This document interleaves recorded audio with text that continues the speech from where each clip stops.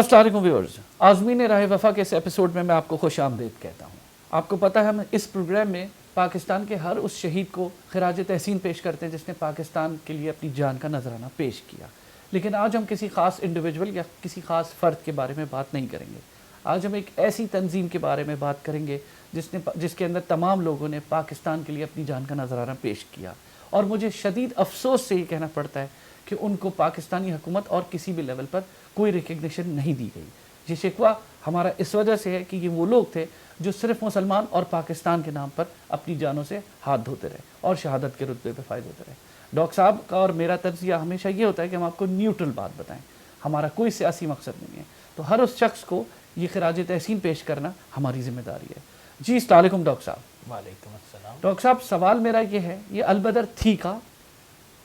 Al-Badr basically it was in East Pakistan, یہ مشرقی پاکستانی تنظیم تھی، اس میں سارے بنگالی نوجوان تھے، انٹرسٹنگلی کو بہاری یا اردو سپیکنگ اس میں شامل نہیں تھے، اور یہ تنظیم جو ہے وہ 1971 کی سول وار جو کہ ایسٹ پاکستان میں ہوئی اس کے دوران میں بنی تھی،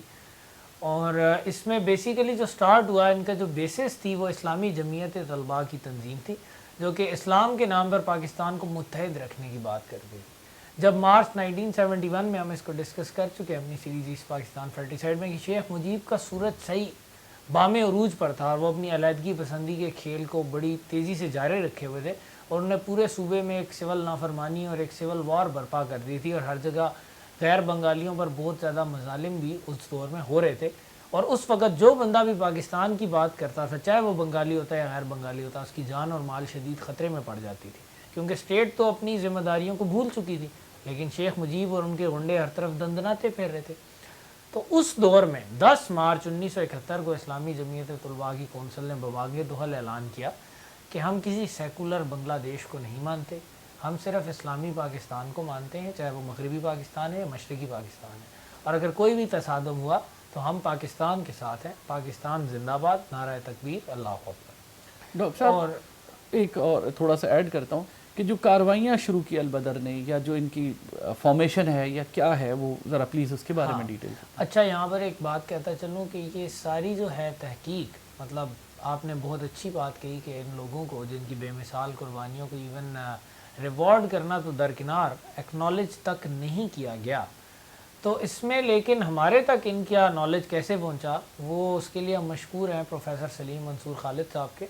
جنہوں نے ایک بڑی مارکت الاراء کتاب لکھی البدر کے نام سے، اور ہماری جو زیادہ تر ڈسکشن ہے وہ ان کی بک سے لی گئی ہے، اور انہوں نے آن گراؤنڈ جا کر بنگلہ دیش میں جا کر بھی ریسرچ کی اور وہ لوگوں سے خود جا کر ملے،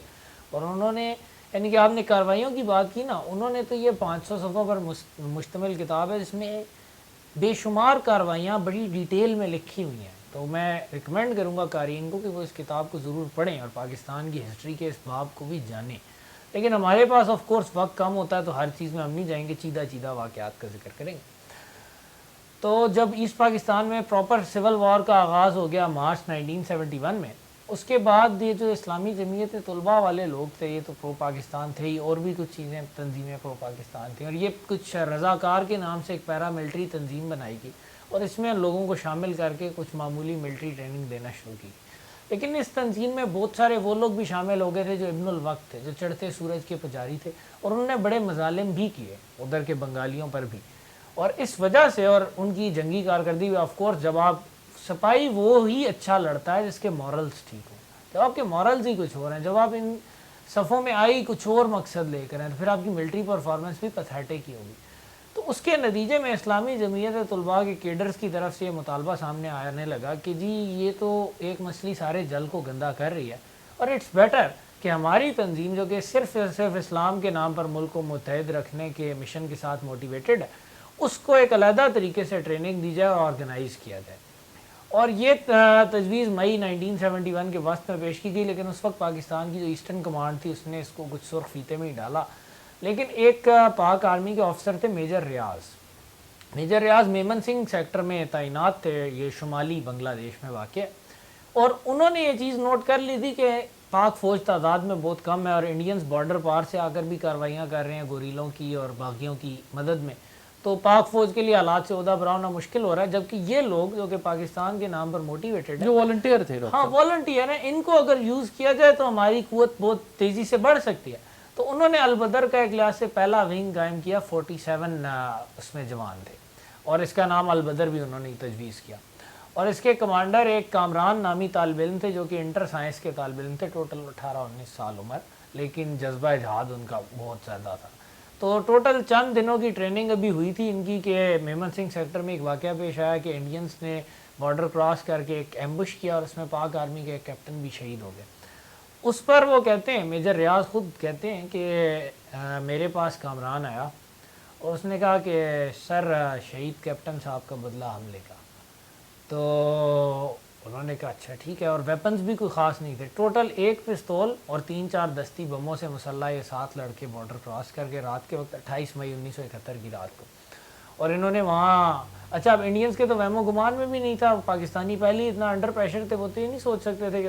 ان کے اوپر بھی ان کے اپنے علاقے میں کوئی اٹیک ہو سکتا ہے، تو ان کی سیکیورٹی بھی لیکس تھی۔ اس سے فائدہ اٹھاتے ہوئے البدر کے نوجوانوں نے کامیاب کارروائی کی اور ایک بھارتی میجر اور 3 سپاہی ہلاک بھی کر دیے، اور ان کے 1 یا 2 فوجی ٹرک بموں کے ذریعے تباہ بھی کر دیے، اور اس کے بعد وہ ان سے رائفلز لے کر آئے جو انہوں نے بندے انڈیا کے مارے تھے، ان سے رائفلز چھین کر لائے، خود تو 1 پستول لے کر گئے تھے، واپس 4 رائفلوں کے ساتھ آئے، اور انہوں نے میجر ریاض کو بتایا کہ ہم نے بدلہ چکا دیا ہے۔ تو اس طرح البدر کی کارروائیاں پھر جو ہے، چونکہ یہ لوگ آئیڈیالوجیکلی موٹیویٹڈ تھے تو نہ یہ لوٹ مار میں ملوث رہے، نہ کسی قسم کی زیادتیوں میں جو کہ ہوئیں اس پاکستان میں بنگالیوں کے اوپر، اور اس کے ساتھ ساتھ چونکہ یہ بہت زیادہ موٹیویٹڈ تھے، جان کی پرواہ بھی نہیں کرتے تھے، تو انہوں نے بہت زیادہ جانی مالی نقصان بھی اٹھایا، لیکن انہوں نے اپنی کارروائیوں میں کوئی بھی ذوف نہیں آنے دیا۔ اب مثال کے طور پر ایک اور واقعہ بتاتے ہیں، یہ بریگیڈیئر حیات تھے، جیسور سیکٹر میں پاکستان کے کمانڈر تھے ایسٹ پاکستان میں 71 میں۔ بریگیڈیئر حیات نے انٹرسٹنگلی بڑی پروفیشنل طریقے سے 71 کی لڑائی میں بھی جنگ لڑی تھی اور بھارت کو بڑے ناکو چنے چبائے تھے۔ بریگیڈیئر حیات بتاتے ہیں کہ ایسا بھی ہوا کہ البدر کے لوگ ایک جگہ مکتی بانی کے گوریلوں سے ان کے سیکٹر میں ٹو ٹو ٹو جنگ ہو گئی، اور اس میں البدر والے فاتح رہے اور کئی مکتی بانی کے گوریلے مارے گئے، اور رات کے ٹائم جنگ ہوئی، صبح کے وقت البدر والے فاتح ٹھہرے، اور لاشوں میں ایک لاش البدر کے ایک کیڈٹ کے والد کی بھی تھی جو کہ مکتی بانی کی طرف سے لڑ رہا تھا۔ اچھا، مطلب اس طرح کی لڑائی چل رہی تھی ڈاکٹر صاحب کہ بدر کا نام بھی ہے اور آپس میں بھی ہے۔ ہاں، مطلب بدر کی لڑائی میں بھی یہ ہوا تھا نا جی کہ ایون جو ہے وہ حضرت عمر نے اپنے ماموں عاص بن ہشام کو بھی اس میں قتل کیا تھا، اور صرف یہ چیز کہ ذات پات برادری ایون خون کے رشتوں سے اوپر اسلام کا رشتہ، یہ اس کی بڑی سوچ تھی۔ تو وہ لڑکا باپ کی لاش دیکھ کر رویا نہیں، بلکہ اس نے کہا، بریگیڈیئر حیات نے اس سے کہا کہ یار تم نے تو واقعی بدر کی یاد تازہ کر دی۔ تو اس نے کہا ٹھیک ہے، میرا باپ تھا، مجھے عزیز تھا، لیکن ملت اور اسلام کی دشمنی میں وہ جنگ لڑ رہا تھا، اس لیے he got what he deserved, اور مجھے اس پر کوئی پچھتاوا نہیں ہے۔ مطلب اس طرح کا جوش و جذبہ انہوں نے شو کرایا، اور صرف سلیم منصور خالد صاحب کی کتاب نہیں، باقی جگہ بھی ان کے حوالے ملتے ہیں۔ ریسرچ صرف انہوں نے پراپر کی جو کہ حق تھا، اور بھی ہونی چاہیے تھی بہت، لیکن یہ ہے کہ انہوں نے اپنی طرف سے ایک انسان جتنا کر سکتا اتنی کر دی، لیکن یہ تو ہماری اسٹیٹ کا فرض بنتا تھا کہ وہ کچھ کرتی، اس نے تو اس پر مکمل غفلت کا ثبوت دیا۔ لیکن جنرل راؤ فرمان علی پوسٹڈ ان ایسٹ پاکستان وہ لکھتے ہیں کہ میں نے اپنی آنکھوں سے عینی شاہد ہوں میں البدر والوں کی بہادری کا، اور انہوں نے واقعی بے پناہ قربانیاں دی ہیں، اور صدیق سالک صاحب نے اپنی کتاب میں نے ڈھاکہ ڈوبتے دیکھا ہے میں بھی ان کا تذکرہ کیا، اور انہوں نے بھی یہ بتایا کہ تقریباً 5000 کے قریب البدر اور ان کے ڈیپینڈنٹس مکتی پانی والوں کے ہاتھوں بے دردی سے شہید بھی ہوئے، اور اس میں انہوں نے واقعات بھی لکھے ہیں۔ مثلا ایک واقعہ تھا کہ ایک جگہ کارروائی ہوئی، مکتی بانی کے دہشت گردوں کے خلاف کارروائی کرنی ہے، تو البدر کا ایک مجاہد پاک فوج کے ساتھ گیا to guide them as a guide, اور وہ معمر آدمی تھا لیکن جذبہ جہاد جوان تھا، وہ گیا اور پاک فوج نے کامیابی سے کارروائی کی اور دہشت گرد نیوٹرلائز ہو گئے، اور واپس جب اپنے گھر آیا تو اسے پتہ چلا کہ اس کی اکلوتی بیٹی کو مکتی بانی والے اغوا کر کے لے گئے ہیں، اور اس کے دونوں بیٹوں کو انہوں نے شہید کر دیا۔ اب اس طرح کی قربانی انہوں نے دی اس لڑائی کے اندر ہر طرف، اور یعنی کہ ایک بے مثال سپرٹ، ٹوٹل 50,000 کے قریب یہ کیڈر ٹرین ہوئے، 5,000 کی casualty, 10% casualty ratio, it's huge, بہت زیادہ۔ ڈاکٹر صاحب 1971 دسمبر میں فال آف ڈھاکہ ہو گیا، کیا حالات گزرے ہوں گے ان لوگوں پر، ان کی فیملیز کے اوپر، ان کے ساتھ ذاتی ابھی اتنا ظلم ہو رہا تھا، اس وقت کے بعد کیا حالات ہوئے؟ ہاں نہیں، اس کے بعد تو بالکل ہی وہ اوپن ہو گئے نا، پاک فوج تو بھارت کے ہتھیار ڈال گئی اور بھارت کی پروٹیکشن میں POW کیمپس میں چلی گئی، لیکن ان لوگوں کی پروٹیکشن کرنے والا تو کوئی نہیں تھا۔ اور ان کو پھر بہت زیادہ بدترین اذیتوں کا سامنا ہوا، لیکن they knew what they had signed up for. انہوں نے اس جان کی بجائے اگلے جان کو اپنا مرکز نگاہ بنایا وہ ہوا اس تھا، چیز پہ مضبوط تھے. اب یہ میں پڑھ کے آپ کو سناتا ہوں، I have the excerpt here، کہ جو ناظم تھے اسلامی جمعیت طلباء کے، انہوں نے 16 دسمبر کو اپنے لوگوں کو جمع کر کے ایک تقریر دی، اور وہ پوری تقریر وہ سلیم منصور خالد صاحب نے عینی شاہدین کے بیانات لے کر قلم بند کیا ہے. وہ پوری تقریر پڑھنے سے تعلق رکھتی ہے، لیکن میں چھوٹا سا اقتباس بتاؤں گا. پلیز ڈاکٹر صاحب پلیز. کہ انہوں نے کہا کہ ساتھیوں، ہمارے جسم و جان صرف اور صرف اسلام کے لیے ہیں. ہم نے اسلام کی خاطر ہی وہ کردار ادا کیا جس کو ہم خدا کی کتاب اور سنت رسول صلی اللہ علیہ وسلم کے مطابق درست جانتے تھے. ہم نے پاکستان کو معبود سمجھ کر نہیں، مسجد سمجھ کر اپنے سروں کی فصل اور اپنے مستقبل کو اس پر نچھاور کیا. یعنی کہ نوٹ کیجئے بات، معبود سمجھ کر نہیں، مسجد سمجھ کر. Pakistan as an ideological Islamic concept was dear to them. وہ کوئی وطن پرستی کے مرض میں مبتلا نہیں تھے.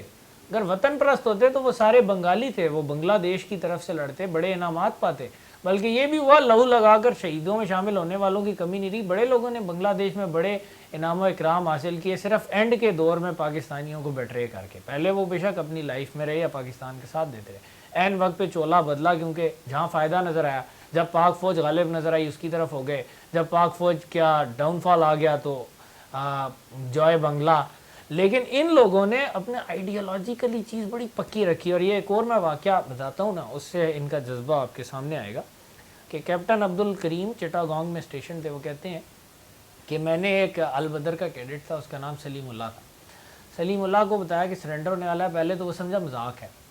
کیونکہ مسلمان کے نزدیک تو سرنڈر کا کانسیپٹ نہیں ہے. جب اس کو بتایا کہ یہ ریئل ہے تو وہ بہت سا غصے میں آ گیا. تو ہم نے کہا کہ بھئی یحییٰ خان کا یہ حکم ہے، سرنڈر کر دیا جائے. اس نے کہا یحییٰ خان کے حکم ماننے والوں، تمہیں قائد اعظم کا حکم یاد ہے جب انہوں نے کہا تھا کہ اگر شکست بھی کھا جاؤ تو جنگلوں میں، پہاڑوں میں، دریاؤں میں جنگ جاری رکھنا اور ہتھیار کبھی نہ ڈالنا. اور تم لوگ اسلام کی 1000 سالہ تاریخ سے غداری کر رہے ہو ہتھیار ڈال کر. ہتھیار ڈالنے والوں، یہ بات انہوں نے کہہ دی. ہاں، اس نے کہا تم محمد صلی اللہ علیہ وسلم کو کیا منہ دکھاؤ گے. وسلم. مطلب یہ وہ جذبہ تھا. اور پروفیسر سجاد حسین صاحب، جنہوں نے خود بڑا پاکستان کی خاطر دکھ اٹھایا اور ایسٹ پاکستان میں بڑے مظالم سہے پاکستان کے ٹوٹنے کے بعد، ان پر ابھی حال ہی میں ہم ٹی وی پر ایک سیریز بھی ہوئی ہے. انہوں نے اس پر ایک منی ٹی وی سیریز بنائی ہے، امجد اسلام امجد صاحب نے لکھی ہے.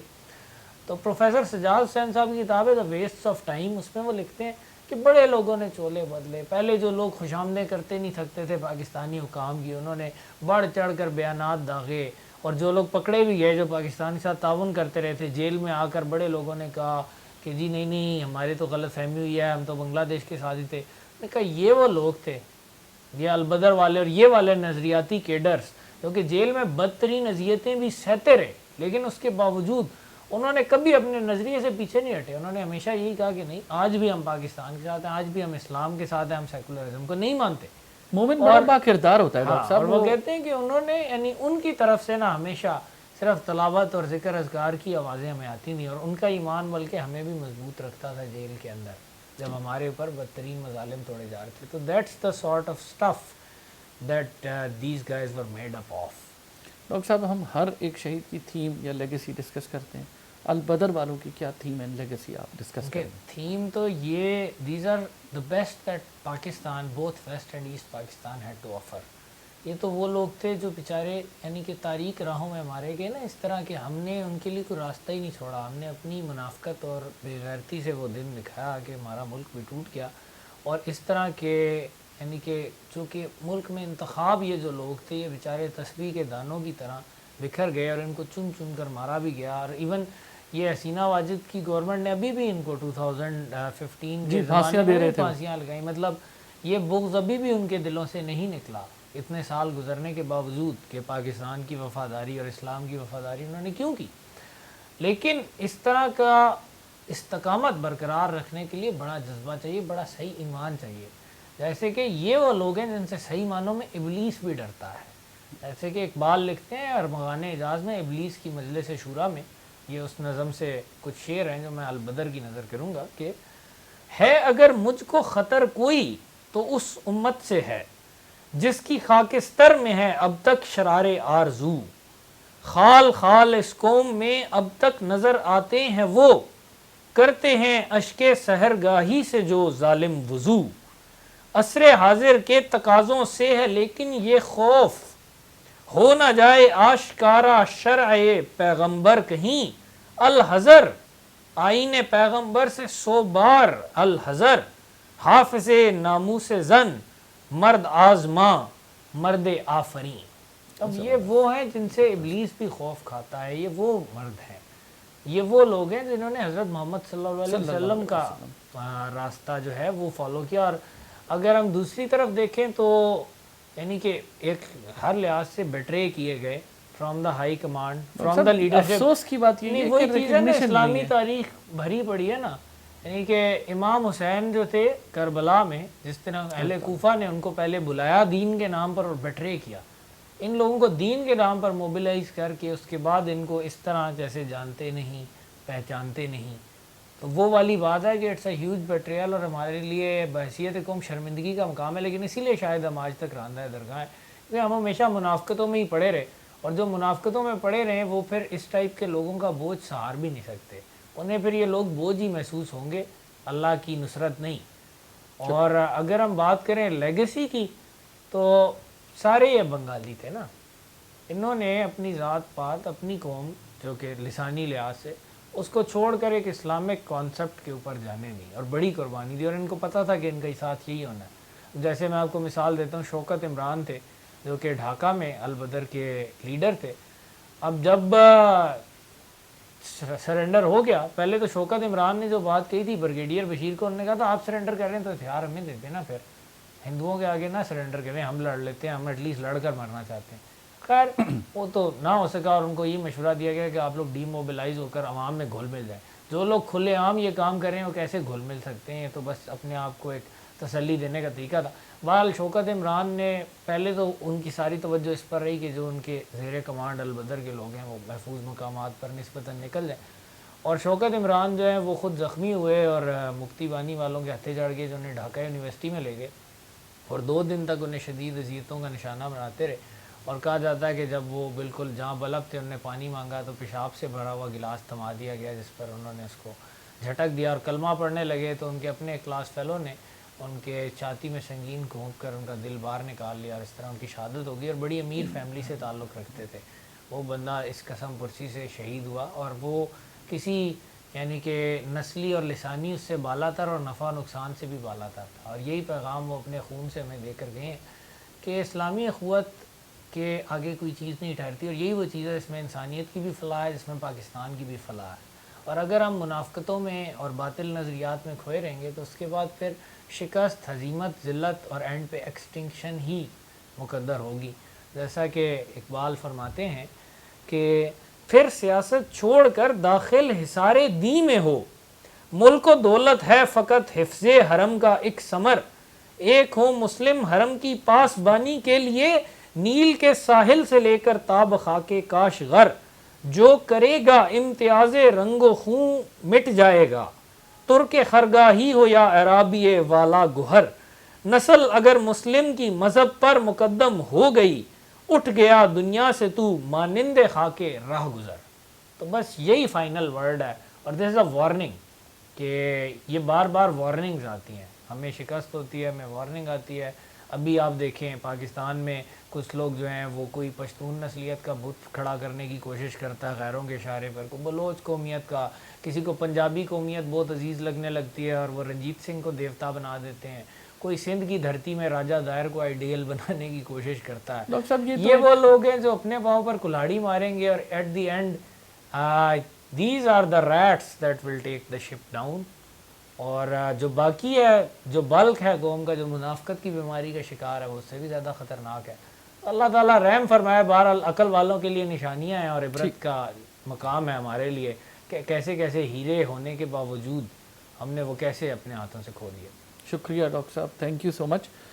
ویورز، آپ نے دیکھا کس طرح ہمارا ایک چھوٹا سا ایک نذرانہ ہم نے البدر کے جو شہداء ہیں ان کے لیے پیش کیا، اور ہم چاہتے ہیں کہ ان کو مزید اپریشیٹ کیا جائے۔ ہمارے پروگرام کو لائک کریں، سبسکرائب کریں۔ Thank you.